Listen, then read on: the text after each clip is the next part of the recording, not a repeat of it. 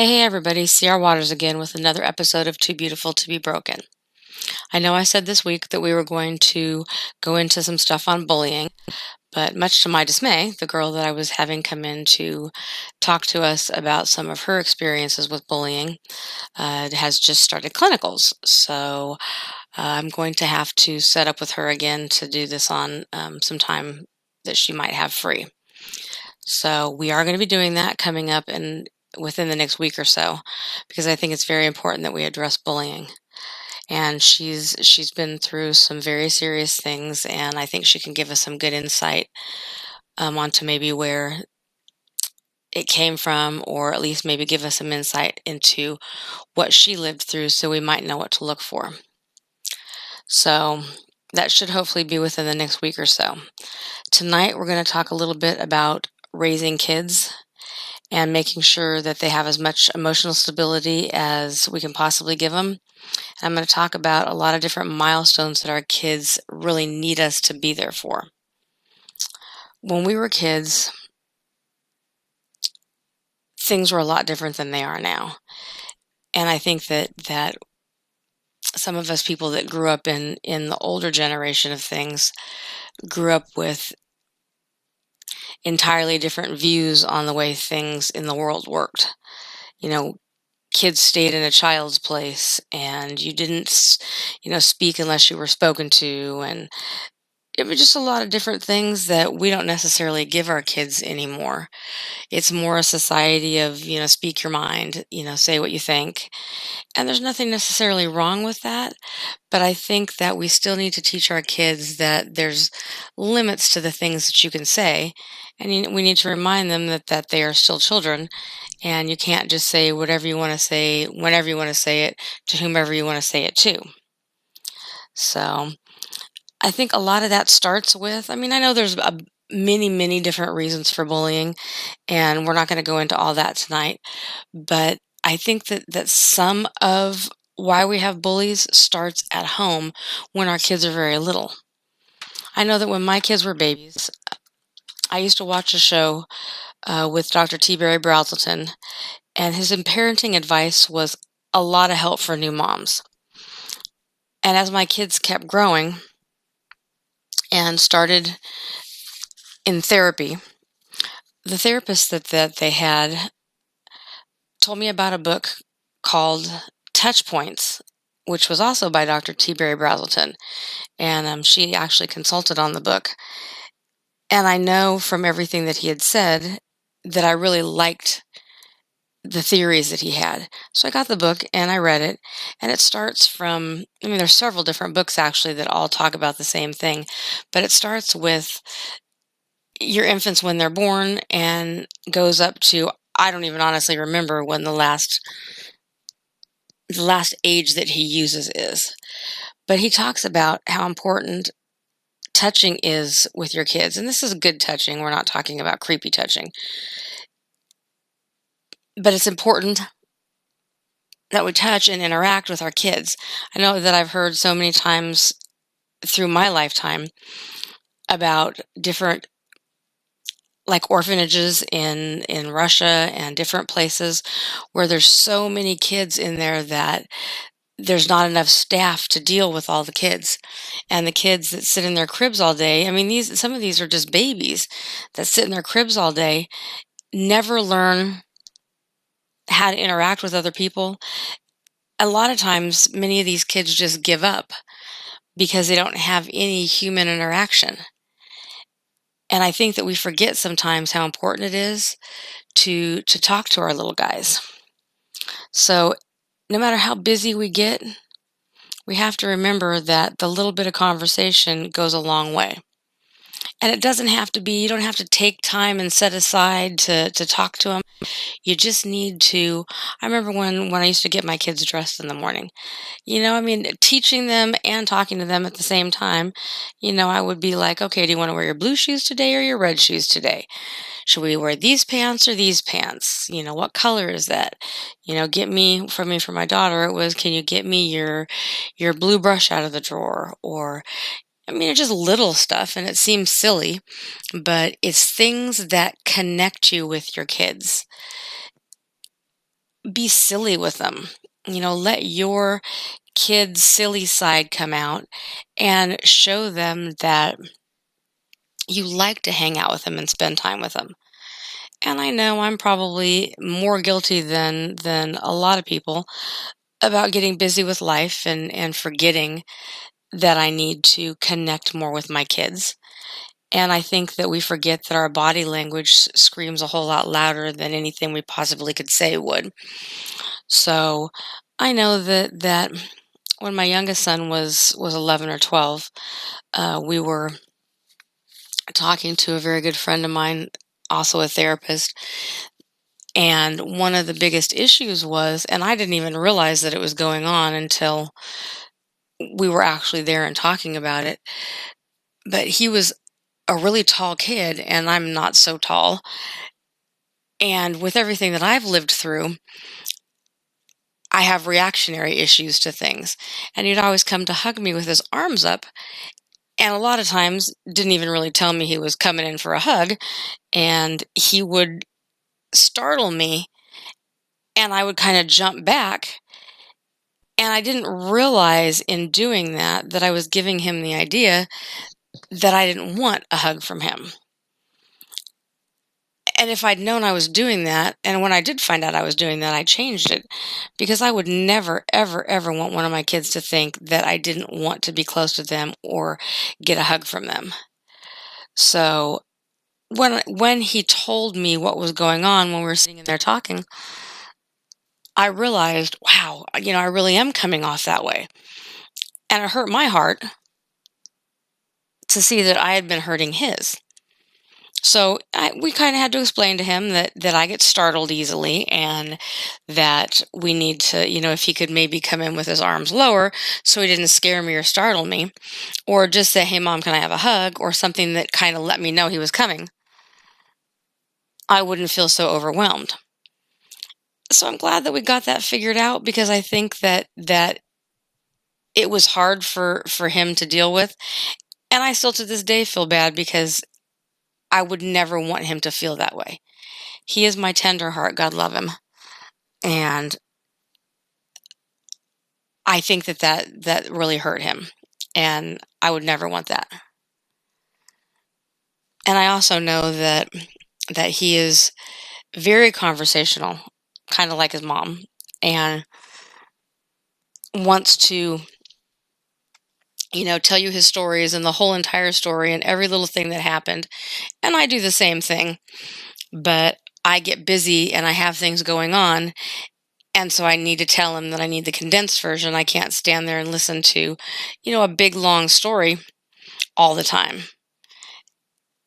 And as he's grown and gotten older, and him and I have had a chance to talk, I see in my putting him aside or telling him I needed the condensed version, I'm almost taking a little bit of his voice from him. And he does have to learn, I think, to cut down some of his stories, but I need to make sure that I'm available to listen when he has things that he wants to tell me. I am his first everything, his first ears, his first hug, everything. The very beginning of everything in my kids' lives, or in your kids' lives, starts with us. And we have to make sure that we're available to show them. There's so many things that happen in our lives that we don't have conscious remembering of. Things that our parents may have done when we were really little, things that happened around us that we might not have known were happening around us. And we don't realize that those things are almost body memories. They're things that we react to. Have you ever been just walking along somewhere and you hear a sound, or you smell something, or you see something, and it's almost like your body simply reacts to it? You get this weird feeling in the pit of your stomach, or it makes you smile, or it makes you sad, or that's not conscious memories, that's body memories. Your body is remembering a time in your life that something happened, and you may not even know exactly what it is that you're remembering. I do that a lot, especially in springtime. I have some pretty strange feelings in springtime, and I know that there's other people that do a lot of the same thing. So I want to go into a couple different things that I've been looking into and found. A lot of times we all concentrate on what our mind thinks and remembering and pulling things up, and I think that we always forget to look at the memories that are part of our memories are basically our entire past, and they're a huge part of who we are, and they affect everything in our lives. And I think that it shows in how comfortable we feel about ourselves. How quickly we get worried or scared, or whether we stand up straight, or whether we shy away from certain situations. And all that comes from memories in our subconscious, or memories that our body has of things that have happened to us when we're very young. And I think as parents, we need to really pay attention. I know I very frequently forget how important body language is, and I'll stand a certain way or look a certain way, or even verbally, make a comment that I don't need to be making because maybe I'm having a bad day. And we don't realize how much those affect our kids. And the difference between when you say that to an adult and when you say that to a kid is that becomes part of that child's body memory. And it becomes part of who that person is as they're growing up. And it creates how they feel about themselves.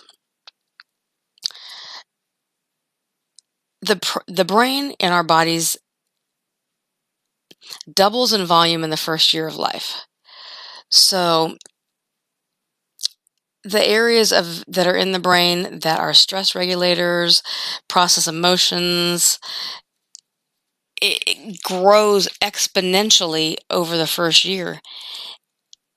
It doubles the number of synapses. There's just so much that happens within that first year. And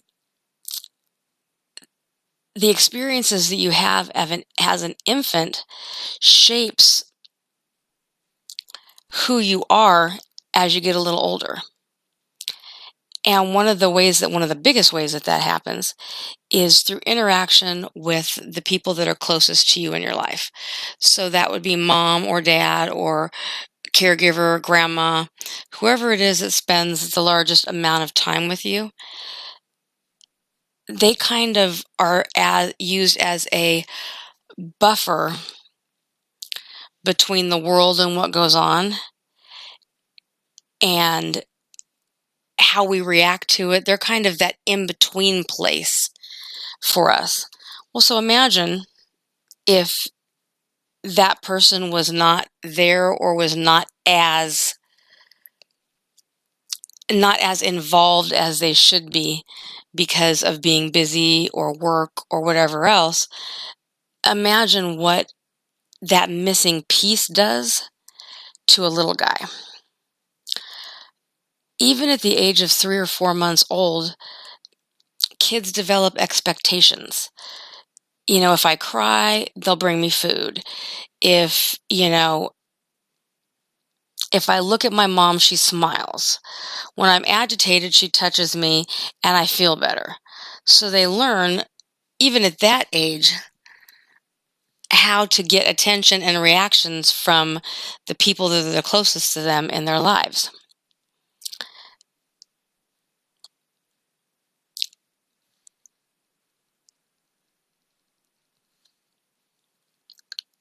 I'm kind of pausing for a minute just because there's so much involved with this, and it's so important. That piece is so huge in our kids. If we're not there for them when they're little, when they need to come to us, if that piece is missing, it can create so many issues in our kids. They can get mentally sick, emotionally sick. They have to learn how to deal with things on their own, and we don't show them how to react appropriately to things. We're not there for them to show them, how to interact with other people. If somebody says something wrong to them, we don't show them, what's the appropriate way to respond to it. We don't give them good boundaries and good guidelines. We don't show them. I mean, honestly, one of my biggest pet peeves, and not to throw this out there or anything, but one of my biggest pet peeves is kids with manners. Kids that whose parents haven't taught them the basic manners. You should not chew with your mouth open. You should not. Yeah, I mean, there's just so many things. When you're walking around a store, you don't touch everything. You keep your hands to yourself. You don't interrupt. There's just a lot of little things that we seem to forget to teach our kids these days. And I think a lot of it is just little stuff because we get so busy. And that's not to knock anybody, but I think that we need to remember that these little guys need us. And I think that some of the basis for our bullying comes from the fact that our kids don't have that level of self-esteem that they should have. So in order to make themselves feel better, they have to make somebody else feel worse. And if they see their friends doing it, then they have to jump on the bandwagon with them because it makes them feel better. And I think when we look in the mirror and we see negative things in ourselves, and Lord only knows, I could look in the mirror and pick out any number of things to bag on myself about. So I think that when our little guys look in the mirror and find those things that they don't like, they look to other people. And I know that they look to around and they see people that have things that are going better than them. They think their friend is prettier or skinnier or, has a better this or that or whatever. And so then they start looking around for the negative because they have to bring them down so they don't feel so bad about themselves. So I think that we need to grab our kids when they're little and we need to show them their worth. We need to show them that we think they're worthy, that their worth doesn't come from us or their friends or anybody else. It comes from God, to be quite honest with you.